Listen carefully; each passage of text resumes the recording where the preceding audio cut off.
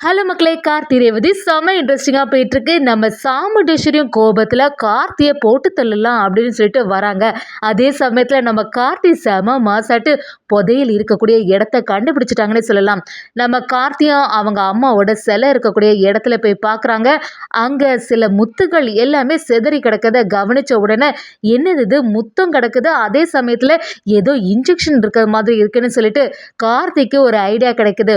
ஒரு கட்டத்தில் அந்த புதையல புதைச்சிருந்த இடம் எல்லாமே நம்ம கார்த்திக் கண்டுபிடிக்கிறாங்க. நம்ம சாமுண்டேஸ்வரிக்கும் கார்த்திகை மேல எந்த தப்புமே இல்லை, எல்லாத்துக்குமே காரணம் அந்த சிவன் ஆண்டிய சந்திரகலா தான் அப்படிங்கிறது தெரிய வருதுன்னே சொல்லலாம். அதே சமயத்துல நம்ம கார்த்திய செம மாசாட்டு ஜெயிலில் இருக்கக்கூடிய ரேவதியை காப்பாத்திட்டாங்க. வீடியோக்குள்ள போறதுக்கு முன்னாடி நம்ம சேனலுக்கு சப்ஸ்கிரைப் பண்ணிடுங்க. அப்படியே பக்கத்துல இருக்க பெல் ஐக்கனை கிளிக் பண்ணிடுங்க. அப்பதான் நான் போடுற வீடியோலாம் உங்களுக்கு நோட்டிபிகேஷனா வரும். சந்திரகலாவும் சாமுண்டேஸ்வரி கிட்ட பாத்தியாக்கா இந்த நியூஸ் பேப்பர்ல எல்லாமே உன்னோட போட்டோவோட நீ செய்த செயல் இப்படின்னு வந்திருக்கு, இது எல்லாத்துக்குமே காரணமே அந்த டிரைவர் மாப்பிள்ள தான், அவனை நீ சும்மாவே விடாத அப்படின்னு சொல்லும்போது நம்ம சாமுண்டேஸ்வரியும் ஆமா அவனை இப்பவே சுட்டு தள்ள போறேன்னு கையில ஒரு பொருள் எடுத்து கிளம்புறாங்க. அதை பார்த்துட்டு இருந்த ராஜராஜனும் ஈஸ்வரி கொஞ்சம் பொறுமையா இரு, அந்த சந்திரா தான் சொல்றான்னு நீ ஏதாவது ஒரு தப்பான முடிவு எடுக்காத அப்படின்னு சொல்லிட்டு நம்ம ராஜராஜனும் ஈஸ்வரியை தடுத்து நிறுத்துறாங்க. இருந்தாலுமே நம்ம ஈஸ்வரி கேட்குற மாதிரி இல்லை, என்னங்க உங்களோட தங்கச்சி பையன்னு சொல்லிட்டு அவனுக்கு ஆதரவா இருக்கீங்களா, அவன் செய்த செயல் எல்லாம் கொஞ்சம் கூட சரியே கிடையாது, அவனை இப்பவே போட்டு தள்ள போறேன்னு சொல்லிட்டு கோபத்துல நம்ம சாமுண்டேஸ்வரி கிளம்பிடுறாங்க. சந்திரகலாவும் நான் நினைச்ச மாதிரி நடந்துட்டு இருக்கு, கண்டிப்பா இந்த நியூஸ் எல்லாத்தையுமே பார்த்தா அக்கா கறி கோபப்படுவான்னு தெரியும், இந்த நியூஸை பார்த்த உடனே எப்படியும் கார்த்தியை போட்டு தள்ளதுக்கு கிளம்பிடுவான்னு நான் நினைச்சேன், அது மாதிரியே நடந்திருக்கு அப்படின்னு சந்திரகலாவும் ஒரு சந்தோஷத்துல இருக்காங்க. சந்திரகலாவும் சிவனாண்டிகிட்ட என்ன நான் சொன்ன மாதிரியே அந்த இடத்துல புதைச்சிட்டிங்களா அப்படி கேட்கும்போது சிவனாண்டியை ஒரு ஆள்கிட்ட கொடுத்து அனுப்பியிருக்கோம், அந்த 2 பேக்கையும் கரெக்டாக கச்சிதமாக அந்த இடத்துல புதைச்சிருவான், நீ எதுக்குமே கவலைப்படாத சந்திரா அப்படி சொல்லும்போது சந்திராவும் என்னோட அக்காக்காரி இப்போ தான் அந்த கார்த்தி பையலை ஏதாவது ஒரு வழி பண்ணணும்னு சொல்லிட்டு பொருளோட பேருக்கா, எப்படி இருந்தாலுமே அவனுக்கு இன்னைக்கு ஆபத்து நடக்குது உறுதி தான் அப்படின்னு சொல்லிட்டு சந்திரகலாவும் சிவனாண்டிகிட்ட சொல்ல ஆரம்பிக்கிறாங்க. அதே சமயத்தில் நம்ம சிவனாண்டி அனுப்பினாலும் சரி இந்த பேக்கை எப்படியாவது புதைக்கலாம் அப்படின்னு சொல்லிட்டு தயாராகும் போது எதுக்கு இந்த பேக்குக்குள்ள அப்படி என்னதான் இருக்குன்னு தெரியலையே, அதுவும் இந்த இடத்துல எதுக்காக புதைக்க சொன்னாங்க, சரி எதுக்கும் ஒரு வாட்டி அந்த பேக்குக்குள்ள என்னதான் இருக்குன்னு பார்த்துடுவோமே அப்படின்னு சொல்லிட்டு அந்த பேக்கை ஓப்பன் பண்ணி பார்த்தா அதுல ஃபுல்லா நகையும் முத்துக்களுமா இருக்குது. நகையை பார்த்துட்டு சரி இதில் இருந்து ஏதாவது ஒரு எடுத்தா அவங்களுக்கு தெரியவா போகுது அப்படின்னு யோசிக்க ஆரம்பிக்கிறாங்க. முத்தையும் பார்க்குறாங்க, நகையை எடுத்தா கண்டுபிடிச்சிருவாங்க, ஆனால் இவ்வளோ முத்துக்கள் இருக்கக்கூடியதுல கொஞ்சோண்டு எடுத்தா தெரியவா போகுதுன்னு சொல்லிட்டு அதில் இருந்து முத்துக்களை எடுக்க ஆரம்பிக்கிறாங்க. அது மட்டும் இல்லாமல் அந்த இடத்துலையே குண்டு தோண்டி அதில் புதைக்கிறதுக்கு தயாராகிறாங்க.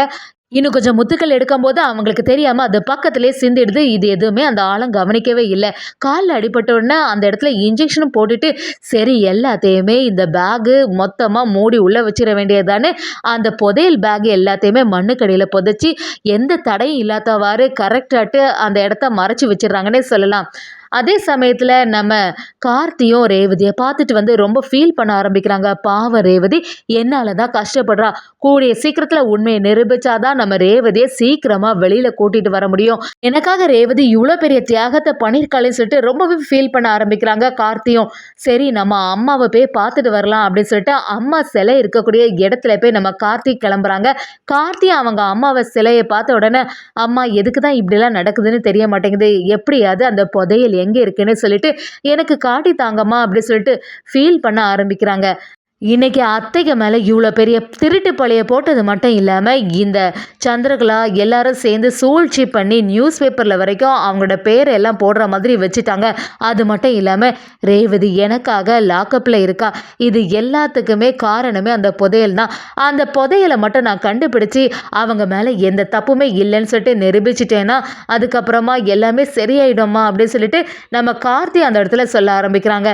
சரி எப்படி இருந்தாலுமே சீக்கிரத்தில் அந்த புதையலை கண்டுபிடிக்கணும்னு சொல்லிட்டு கார்த்தியும் அந்த இடத்துலேருந்து கிளம்பும்போது காலில் ஏதோ ஒன்று தட்டுப்படுது. அதை பார்த்த உடனே என்னவா இருக்கும் அப்படின்னு சொல்லிட்டு கவனிக்கும் போது அது ஒரு முத்தா இருக்குது. அந்த முத்துக்களுக்கு பக்கத்திலேயே ஏதோ ஒரு இன்ஜெக்ஷன் பாட்டில் எல்லாம் இருக்குது. அதை கவனிச்ச உடனே நம்ம கார்த்தியும் இந்த முத்துக்கள் எப்படி இங்கே வந்திருக்கோம், அது மட்டும் இல்லாமல் இதில் ஒரு இன்ஜெக்ஷன் பாட்டில் எல்லாம் இருக்குது, யாருடையதா இருக்கும், அப்போ இந்த இடத்துல தான் ஏதோ ஒரு சம்பவம் நடந்திருக்கு அப்படிங்கிறது எல்லாமே நம்ம கார்த்திக்கு புரிய ஆரம்பிக்குது. சரி, யாரையாவது கூப்பிட்டு விசாரிச்சா நமக்கு நல்லா தெரியும் அப்படின்னு சொல்லிட்டு நம்ம கார்த்தி அந்த இடத்துல ஏதாவது ஒரு மாற்றமா இருக்குதா, ஏதாவது ஒரு பிரச்சனை இருக்குதான்னு சொல்லிட்டு எல்லா இடத்தையும் தேடி பார்க்க ஆரம்பிக்கிறாங்க. ஒரு கட்டத்தில் நம்ம கார்த்தி செம மாசாட்டு அந்த புதையில இருக்கக்கூடிய இடத்த கண்டுபிடிச்சிட்டாங்கன்னே சொல்லலாம். அதை பார்த்த உடனே தான் கார்த்திக் கொஞ்சம் நிம்மதியாகுது. இது எல்லாத்துக்கும் காரணம் அந்த சந்திராவும் சிவனாண்டியா தான் இருக்கும். அவங்க என்கிட்ட எவ்வளோ தைரியமாக சவால் விட்டாங்க, இது உடனே மீட்டெடுத்து நம்ம ரேவதியை காப்பாற்றிட்டு வந்துடணும் அப்படின்னு சொல்லிட்டு கார்த்தி ஒரு யோசனையிலே இருக்காங்க. நம்ம கார்த்தியை செம மாசம் அது எல்லாத்தையுமே கண்டுபிடிச்சிட்டு வந்துட்டு இருக்காங்க. ஆனால் சாமுண்டேஸ்வரி பயங்கரமாக டென்ஷனில் இருக்காங்க. சாமுண்டேஸ்வரியும் நம்ம கார்த்தியை பார்த்து, எவ்வளோ தைரியம் இருக்கணும், இன்னைக்கு நியூஸ் பேப்பரில் எல்லாம் என்னோட பேர் எல்லாம் இந்த மாதிரி வர்றதுக்கு காரணமே நீ தான், எவ்வளோ தைரியம் இருந்தால் இப்படி ஒரு செயலை செய்திருப்ப அப்படின்னு சொல்லிட்டு கார்த்தி மேலே கோபப்பட ஆரம்பிக்கிறாங்க. அது மட்டும் இல்லாமல் அவங்க கையில் இருக்க பொருள் எடுத்து நம்ம கார்த்திகிட்ட நீட்ட ஆரம்பிக்கிறாங்க. கார்த்தியும் என்னத்தை நீங்கள் செய்ய போகிறீங்க, நான் தான் சொல்கிறேன்ல என் மேலே எந்த தப்புமே இல்லைன்னு, என்ன தான் சொன்னாலும் நீங்கள் அதை நம்பவே மாட்டேங்கிறீங்க அப்படின்னு சொல்லிட்டு நம்ம கார்த்திக் எவ்வளோ வாட்டி சொன்னாலும் ஈஸ்வரியும் என்கிட்ட நடிக்காத, உன்னை பற்றி எனக்கு நல்லாவே தெரியும், என்னை பழி வாங்கணும்னு சொல்லிட்டு தான் நீ இந்த செயலை செய்திருப்ப அப்படின்னு சொல்லிட்டு சத்தம் போட ஆரம்பிக்கிறாங்க. நம்ம கார்த்தியும் அந்த ஆளை செம மாசா கூட்டிகிட்டு வராங்க. இங்கே பாருங்க, எனக்கும் இதுக்கும் எந்த சம்மந்தமும் இல்லை, இந்த ஆள் சொல்கிறத கேளுங்கன்ட்டு அந்த ஆளும் நம்ம சாமுண்டேஸ்வரிட்ட சொல்ல ஆரம்பிக்கிறாங்க. எல்லாத்துக்குமே காரணமே அந்த சிவனாண்டி தான். அவங்க தான் 2 பேக்கை தந்து இந்த இடத்துல புதைச்சிருன்னு சொல்லிட்டு ஒரு இடத்தையே சொன்னாங்க அப்படிங்கிற எல்லா விஷயத்தையும் அந்த ஆள் சொல்ல ஆரம்பிக்கிறாங்க. அதை கேட்ட நம்ம சாமுண்டேஸ்வரி அப்படியே அதிர்ச்சி ஆயிடுறாங்க.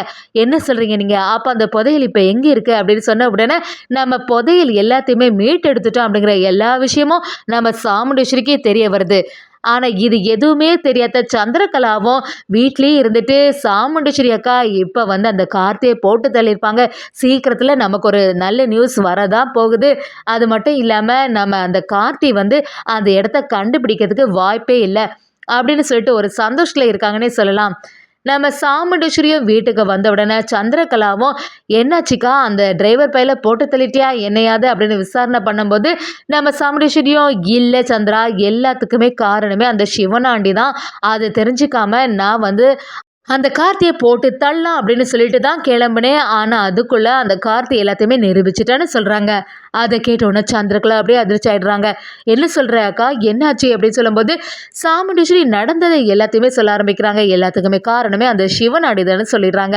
அதே சமயத்தில் இதை கேட்ட சந்திரகலா அப்படியே அதிர்ச்சி ஆகிடுறாங்க. இன்னொரு சைடு நம்ம கார்த்தியும் அந்த லாக்கப்பில் இருக்கக்கூடிய ரேவதி எப்படியாவது மீட் எடுக்கணும்னு சொல்லிட்டு அந்த ரவுடி ஆளையும் கூட்டிகிட்டு போய், இங்கே பாருங்கள், இது எல்லாத்துக்குமே காரணம் ரேவதி கிடையாது, இந்த புதையலும் இங்கே தான் இருக்குது, அது மட்டும் இல்லாமல் இந்த சிவனாண்டி தான் இவங்கிட்ட சொல்லி இந்த வேலையெல்லாம் செய்ய சொன்னான் அப்படிங்கிறது எல்லாத்தையுமே அந்த ஆளு மூலமாக நம்ம கார்த்தியை நிரூபிச்சிட்டாங்கன்னே சொல்லலாம்.